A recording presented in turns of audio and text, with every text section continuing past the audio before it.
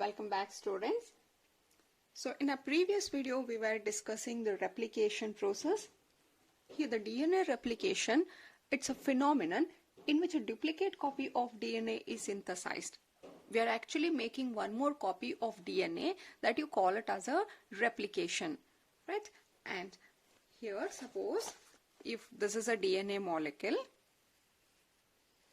we know DNA are helically coiled. So if this is one DNA molecule, we are just going to create one more copy which is identical to this. One more copy which is exactly identical to this. So like this, making one more copy of a DNA, you call it as replication. And we have seen that the replication occurs in the S phase of the cell cycle. So entire cell cycle is divided into two phases. One you call it as the interphase and one more is called as the M phase. So M phase is actually the cell division. Under M phase again you find the karyokinesis, where the nucleus present in the cell is going to divide, and after that the cytoplasm or the cell divide, and you call this as the cytokinesis. This is actually the cell division. Under karyokinesis only we have seen the prophase, metaphase, anaphase, telophase, all that stages whatever we have studied earlier, they all come under this karyokinesis. Once nucleus divide, the cell is going to divide, and that you call it as a cytokinesis, and this is actually the cell division. But before to the cell division there is one more phase called as a interphase, where all the necessary proteins which are required for the cell division are going to be synthesized, and that is why you call this phase as preparatory phase also. Under this interphase there is this S phase. S represent the synthesis. What it is going to synthesis? It is going to synthesis the DNA. The DNA content, whatever it is present in the cell, will get doubled, and that is by replication. So you can say that replication happens in the S phase of the cell cycle. And if this is the DNA molecule, we know that entire helical strands are not separated at once. There is one particular point from where the replication begin, and that you call it as origin of replication. From that point, enzyme called helicase, which is going to unwind the DNA. If this is the origin of replication, helicase enzyme will recognize this origin of replication site. It will bind here and it start breaking the hydrogen bonds which are present between the nitrogen base. So here will be one nitrogen base, and on the other side you will have another complementary nitrogen base, and there is a hydrogen bond between these two. So this helicase enzyme will break the hydrogen bond between the nitrogen bases, and once the bonds are broken, the strand which are helically coiled will get separated, and hereafter you can see there is a formation of a Y-shaped structure, and this is called as a replication fork, right? So I'll write here. So what has happened? Let us see, this has separated here. This is how it has got separated. Now these separated strand, what you can see, they will act as a template. So this is a 5' to 3' end, and one more will be 3' to 5' end. Right? Now we have seen the ORI site. It was the next enzyme called helicase which unwinded, and now there is the attachment of primer. So you can see here primers get attached to this place. Primer here it will be 5', on the other side it will be 3' end. On the other strand, primers are attached here. Here these are the primers. Again it is 5', 3', 5', 3'. So now I told you the primers are synthesized by enzyme called primase. these are primers are nothing but these are small stretch of sequences which are complementary to this template. Suppose if the sequence here present is CCC, here in the primer it will be G and G like this. Am I clear? So this is the primer, and now it is the DNA polymerase. The DNA polymerase enzyme will now add the complementary nucleotide. So based on what nitrogen base or what nucleotide present on the template, now this is a template strand, depending upon the sequence which is present on the template strand, our DNA polymerase will bring the complementary. Suppose if the sequence is G here, our DNA polymerase will bring the C nucleotide and it will attach here. If it is A, it will bring T. Like this, they bring the complementary nucleotide and they just keep on adding the nucleotide in this manner.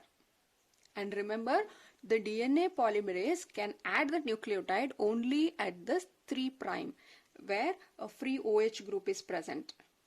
And that is how it keeps on adding and it will copy the sequence.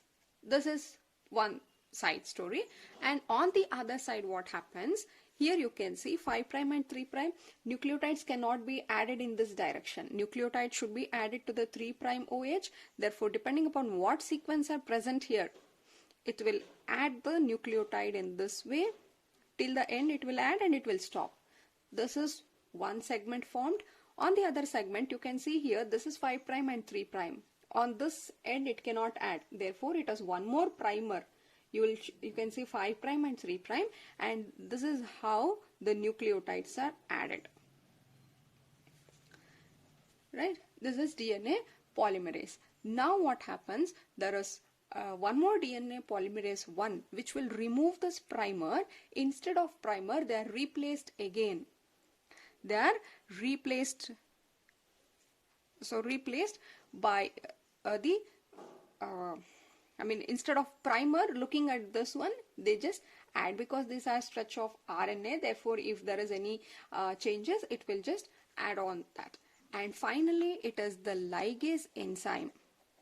See, ligase is needed only for this, because you can see here, I told you DNA polymerase has two limitations. One is that they can add the nucleotide. They can polymerize only in one direction, that is from 5' to 3'. That is what I am telling you, that it can add only nucleotide at the 3' end. Because of which, because of this limitation, one of the strand you can see, they are synthesized continuously. And this strand which is synthesized continuously, you call it as a leading strand. Whereas on the other side, you can see this is not continuously synthesized. There were two primer and two fragment. It has started from here, it has stopped here. Then again it started, stopped. You have got the fragments here. It is discontinuous, and that strand which is formed discontinuously, you call it as a lagging strand. And these fragments which are formed are called as Okazaki fragments. It is now the ligase is necessary to join these Okazaki fragments. These are now, see, this is one fragment which is formed, and this is a second fragment which is formed. These two will be joined by the enzyme ligase. Once the replication is completed, you can see there is one strand, this one. We are talking of this 5' to 3', which is there. And this is one more strand which is synthesized like this. It is 3' to 5'. On the other side, whether it is this 3' to 5', this one, and this is again 5' to 3'. So actually this is, if this is 5' to 3', this should be 3' to 5'. So this will be our 3' to 5'. Right? Because if this is 5', it has extended and ended with a 3' here. So now you can see we started up with one DNA and by the end we have got two molecules, and this is how the replication happened. In the replication, one more thing we have noticed that out of this molecule what they are formed, you can see one of the strand, that is this strand was from the parental and this was newly synthesized. This is parental, or you can say old strand. This was old strand only which was retained, and this one is the newly synthesized. On the other side also, this is newly synthesized and one more was the old. This type of replication we call it as semi-conservative replication. Semi-conservative replication. The other way was, see, both the old strand can come towards one and newly synthesized can be like this, but replication didn't happen this way. These two were, this is old and old only, and this is newly synthesized and newly synthesized, but this didn't happen. Replication happened in the semi-conservative method. And how to prove that replication happened in the semi-conservative method? There is an experimental proof to say that the replication is semi-conservative mode only. So this was performed by, so let us see that experiment. So this experiment was performed by Meselson and Stahl. What they did is they have used a bacteria called E. coli here. So E. coli were grown in a media containing heavy isotope N15 as a nitrogen source. This means we are taking a media. Let us take a media. Artificially we are going to provide this media, and now it is that place the E. coli cells on this media. We know that if an E. coli has to develop, or if it has to divide, it has to utilize whatever nutrition which is present in the media. If this has to grow, if these are what? These are our E. coli bacteria. If E. coli has to grow, they need the nutrition. Definitely they need the nutrition, and all those nutrition, whichever it is necessary for this E. coli, has to be taken from the media only. So now suppose if we are providing the media with the N15, this is a heavy isotope as a nitrogen source, and we know that nitrogen is very important for the growth of the cell, because nitrogen is present in the DNA also. So if it has to grow, the only available nitrogen source is N15. So if it wants the nitrogen, it will definitely take up this N15 and it will grow. Now when you have allowed it to grow, after that if you take out E. coli and see, inside this E. coli you will have this N15 heavy isotope. In the DNA of the E. coli you will have N15 isotope. Am I clear with the first point? Take the bacteria called E. coli, grow them in a media which is having N15 as a nitrogen source. So E. coli, we know nitrogen is very important source for all living organism. So if this has to grow, it will definitely take the nitrogen N15 here. Whatever is provided, it will take. So it is going to take this N15 and it is going to divide. So once it has been divided, this is going to divide, and if you collect those divided bacteria and if you see this DNA, they will have this N15 in their DNA. So you can see here, this is the DNA which has been extracted from the E. coli, and both the strand here will have the N15. Both the strand, that is this is one strand, both this will also have the N15 here, this will also have N15, but because that is the only available nitrogen source, so definitely both the strands will have this N15. Now what we are going to do, we are going to take this E. coli which is having this N15 and now transfer it into the media. Now or I'll write here only. Now same E. coli, transfer it into the media which is having N14 as the nitrogen source. Clear? N14 as the nitrogen source. Now the E. coli, first E. coli, what we have taken, what it will have? It will have N15. When you grow the same E. coli in the next media which is having N14, so what it should do? Hereafter whatever development is happening, whenever it needs nitrogen, it will take up this nitrogen only. Therefore, now what happens? In the replication, this is 1, this is the second strand. This is what? N15 and N15. So now whatever new DNA which will be synthesized, it has to take what? It has to take only the N14 because available is only N14 here. So this is also newly synthesized. So this is also going to take only N14.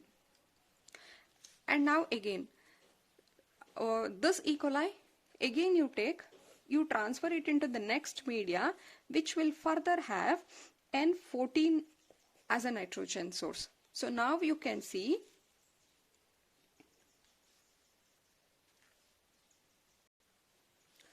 yes, so we are going to take, sorry, it is N15. So now what happens? They will get separate. This is what? N15 here. One more was 14. Again, we just separate it as 15. This will separate 14. And now whatever newly synthesized will be what? Newly synthesized here. Newly synthesized will have what? Whatever media it is, 15. So all newly synthesized will be 15, 15, 15 and 15. So you can see here, sorry, that diagram was very messy, so I'll take up with a new diagram here. So first E. coli, whatever we had taken, we had grown that E. coli in the media having N15. Therefore even the DNA here, the DNA which is present in the E. coli will have this N15 in their DNA. Once if you transfer this E. coli in a media having N14, so now what happens? Previously whatever they had, this N15 is not going to change. Only whatever new things which are adding now will take up this N14. So the newly synthesized here, because in replication what happens? The parental strand will get separate and new one will be added here. So these are newly synthesized, and I told you the newly synthesized here has no other option. It has to go for the N14 only because we had given this in the media. Clear? So now after 20 minutes, again after 20 minutes if you see, now again place the same E. coli in a media having the N14. So now what happens? This will act as a template. So this will separate. This was 15 and even this will separate, and this was 14. Again here also you can see 14 and one more was 15. This is how they have got separated, and now it is a new strand. Whatever is synthesized, it should take what? We have given N14, so newly synthesized is going to take N14. So this is a template and this is a newly synthesized strand. So all newly synthesized strands here will definitely take up this 14 only. So this is 14, 14, 14, and this was 15, and this is 14. And how did we know that it is a 15 or 14? 15 is a heavy isotope. So when you centrifuge them, depending upon, see, centrifugation is a technique I told you. When you are going to centrifuge, what happens? If this is a tube, you have to pour the solution and you are going to spin it. So when this is done, based on their density, heavier material will get settled at the bottom and the lighter one will float here. So this is the principle of centrifugation. So what we do when you take this DNA and when you do the centrifugation, in the tube what you get is, there's a tube, we are going to get the DNA bands here. Because it is heavy, because both the strands are 15 and 15, it is heavier, therefore you can see at the bottom. Otherwise I'll write this way, okay? So this is a tube and we will get our DNA settled here. Because both are 15 and 15. This is a heavy one, therefore they are going to settle at the bottom. When you centrifuge this one, here in this case, you are getting band somewhere here.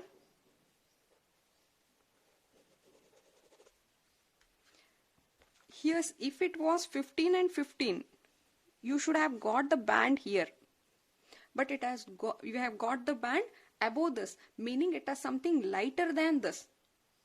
It is lighter than this, therefore let us take, this is 14 and 15. See here both were 15 and 15, therefore it is too heavy and we have got the band at the bottom. In this step, you can see the band is little bit in the upper position compared to this, representing that this is not heavier like this. They are lighter than this. Lighter meaning it should be 14-15 or 14-14. Now, after this, again when you are going to centrifuge this, you are going to get two band. One band here is exactly at this point. One band is exactly at this, representing that some of them had this 14 and 15. And one more band is above this one, meaning it should be lighter than this. This was lighter than this, therefore it is 14-15, and this is more lighter than this. If 14-15 is at the middle, more lighter meaning what? Both the strand is of 14 and 14. Clear? That is the reason why we have got one band here and one more is at the same level of this, meaning it is 14 and 15. So this experiment, this is heavy and this is hybrid, that is 14 and 15. In this case, one set, this one is light, whereas this is hybrid again. So now this experiment proved us that one of its strand is from the parental and another is newly synthesized, and that is the reason why we have got this. Suppose if you imagine, if semi-conservative is not happening, if not semi-conservative, if this is our DNA, which is 15 and 15, if not semi-conservative, the other way was, after replication, you will get one of the strand here 15-15 only, and newly synthesized will be 14-14. So when you centrifuge this, what you should have got here? You should have got something like this, 15-15 at the bottom, 14-14 at the one more place here like this. Am I clear? If it is semi-conservative, we have got this. Suppose, let us imagine it is not semi-conservative, and if this both of them are the old strand, both old strand will move to one DNA and newly synthesized will come to the second one. If you imagine that this way, after centrifugation, we should have got two band. One it is 15-15 will come at the bottom, 14-14 is lighter, so we should have got here like this. But the result what we have got is this, indicating that the DNA replication is semi-conservative. I know it is little bit confusing. If you have any doubts, please ask me in the individual or in a group. Just go through this, and also there are many videos available in the YouTube. You can just go through the animated series for all this experiment, which makes the concept more clear. Yeah. So thank you students. We'll continue in the next video.